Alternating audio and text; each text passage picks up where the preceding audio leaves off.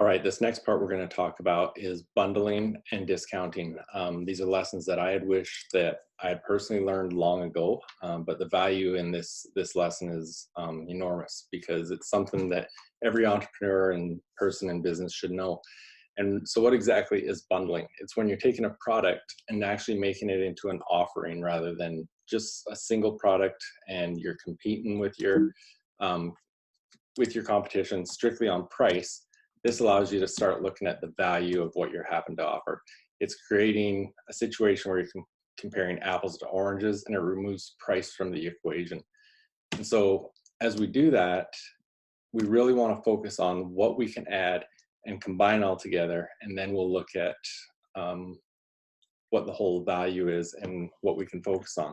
But first of all, what I want to talk about is more on discounting, because when we're looking at things and we can't create value, that's how a lot of businesses are focusing on attracting customers, is looking to discount prices, offering a sale, doing different offerings like that.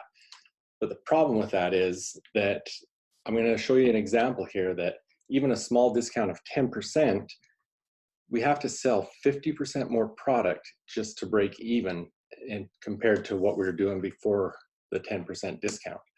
So for example, if we're selling a widget for $100 and there's a 30% profit margin in it, we're making $30 on every widget we sell, correct? So that means the cost basis for that widget is $70. And so when we discount it, the 10%, that means we're selling it for $90 instead of $100. But it still costs us $70 for that widget.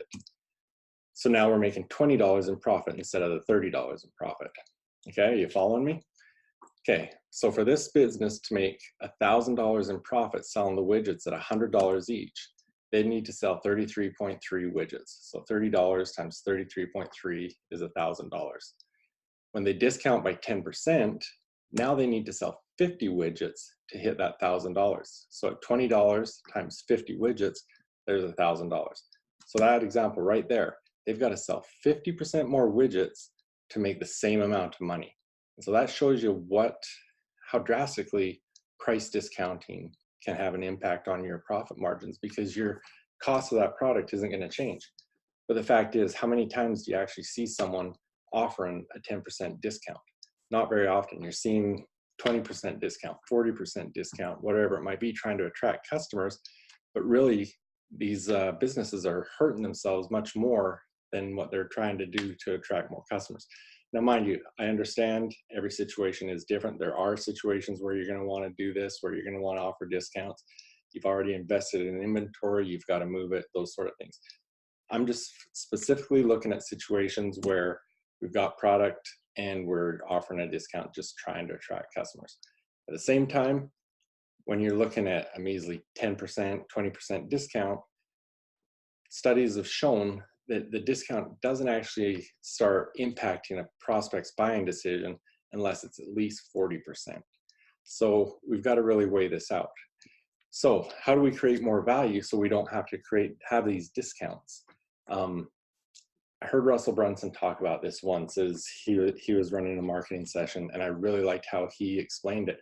And how he did it, he compared having two iPhones, identical iPhones, and let's say they're valued at $500 each.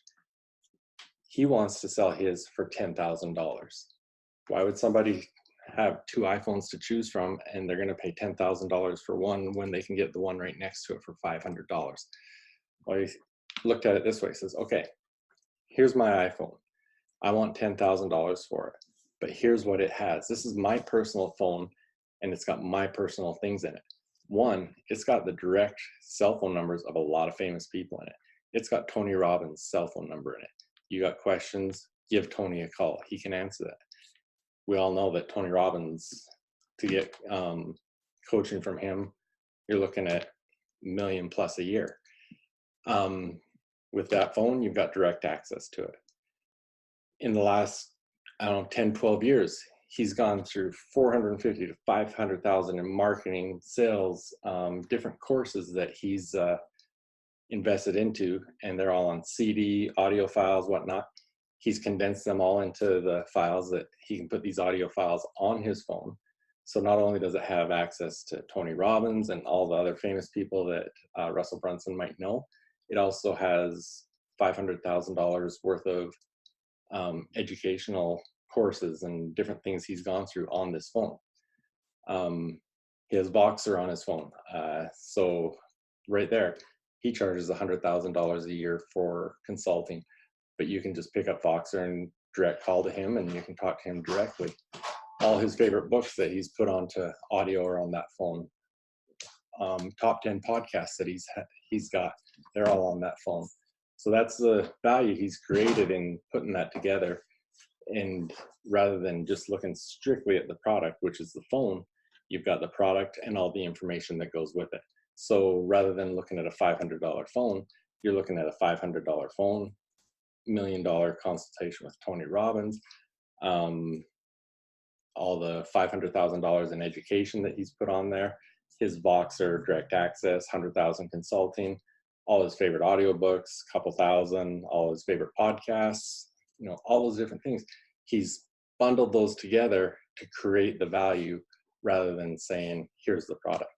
And so that's what I want you to look at is with your product, what can you bundle with that rather than discounting your product?